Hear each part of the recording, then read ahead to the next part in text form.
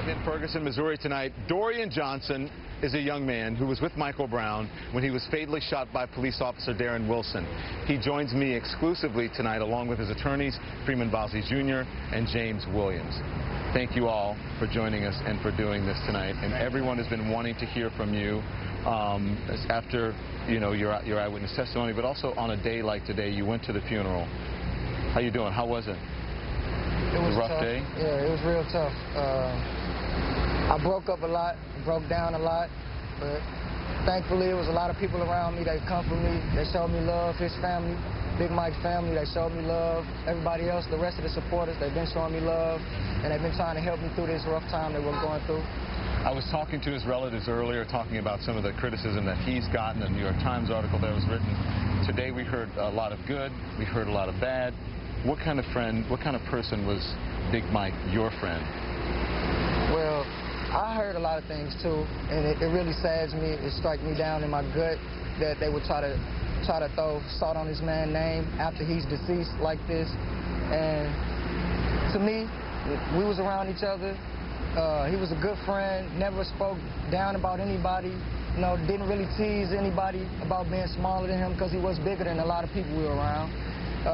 He was a real good friend. He didn't like to see other people down. You've spoken to the family? Yes, I spoke to them. What did you tell them about that day? He loved them very much. He spoke about him daily. He loved them very much. Did you tell them about what happened that day?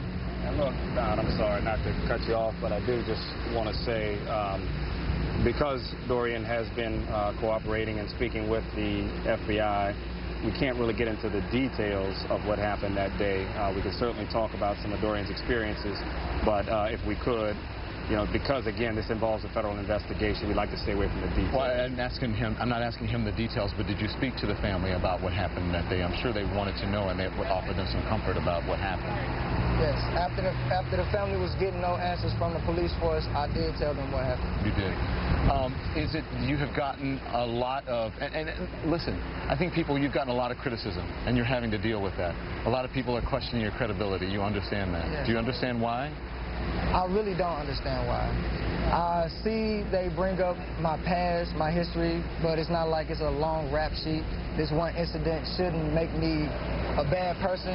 I was a college student at the time. I was enrolled at Lincoln University. It was my freshman year. I was around a bunch of kids. It wasn't, the incident didn't just happen with me. There was some other kids involved in this, and I was never charged of the crime at all. I was going to court, and everything was working itself out.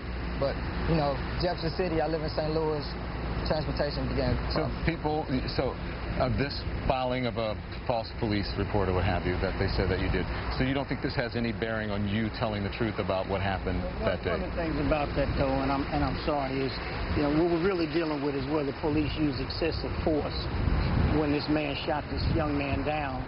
And people are trying to drag the issue of the false police report into this. Well, that's why I want to ask him about it, because you say it's a red herring, and that's what I'm trying to get out of you, whether he understands that people think that he's not credible because he did the false police report. He didn't tell them about what happened at the convenience store. Apparently you guys were stealing cigarillos. There's videotape. Not you guys. And let me just say this, Don, excuse me. Again, whatever happened, stealing cigarillos is not a capital offense in Missouri. Having a past where something happened, whatever it was, we're talking about a backpack in college, is not a capital offense in Missouri. So we really don't want to focus on, particularly on a day like today, we don't want to focus on these things. We want to focus on the memory of Michael Brown, what kind of friend he was, and the tragedy that has happened. I don't disagree with you. I think everyone understands that, but everyone wants to get some sort of understanding of what went on and why he didn't say that in the initial interview with CNN. You said he was forthcoming with the FBI and everyone he's been interviewed with. That's what I'm trying to get at here. See, that's like the media doesn't quite understand, or maybe they do and don't care. The duty was not to the media. The duty was to the FBI and authorities, the Department of Justice, the representative from Bob McCullough's office. Full disclosure, right up front. Spent 3 hours with them. So we didn't necessarily feel compelled to have to tell that story to the press. You've been watching, I'm sure, a lot of media, right? Yeah.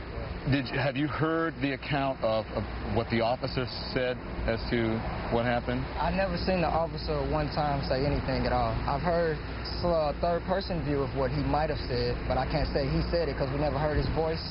And that third-person view, saying that Big Mike charged the officer, that Big Mike had a scuffle, that Big Mike hit him in the eye, with knocking out his eye socket. What do you say to that? I really can't comment on that right now because, like they said, I'm under investigation. So anything regarding the case, I can't really talk about right now until furthermore anybody let me know. And let me be clear, he's not under investigation. He was He's a federal witness. I understand that. Is there anything that you would have done differently that day? Honestly, Don, that day was like a regular day. If I'd known what would have happened, that day I would have just stayed in the house. Probably sent him and told him to go back in the house. If I knew he would have died that day, I would have told him to stay in the house. And you wouldn't have left the house either? I wouldn't have left the house either. If you had to do that interview with CNN all over again with Wolf Blitzer, would you have told him about the convenience store? I didn't feel it was relevant at the time so much as why was it a dead person laying in the street uncovered. And how long was he laying there? Like they said, at least I can't give you specific time because I was still in shock because everyone keeps calling me a witness and they're trying to misuse the fact that I am also a victim. I was not just standing feet away from Big Mike, I was standing side by side. I could have been shot just as well if I didn't duck for cover. Mm-hmm. Is he going to testify before the grand jury? If called. If he's called. He's available. As of this moment, nobody's called us. Not been contacted. So the family and can the family rely on what you said for comfort, do you believe, what you've told investigators? I believe the family is 100% comfortable with the story I have and what I told them, what happened, and everything I'm saying. What would you say to Big Mike? I know that I talked to his mom. Sadly, I asked her. She says she talks to him, especially when it rains. She feels his presence and she talks to him. It was your friend. Yeah, he was my friend, a good friend. And I feel every night I hear loud bangs. I wake up. I can't sleep at night. I think about him. I hear his last words to me, keep running, bro. Even after he's injured, he's telling me to get to safety. That's all I think about, all I hear in my head, and all I know, that he was a good person and he cared more for someone else than himself. What do you say to people who are either calling you or portraying you as a thug, a liar, as someone who, you know, a robber? What do you say?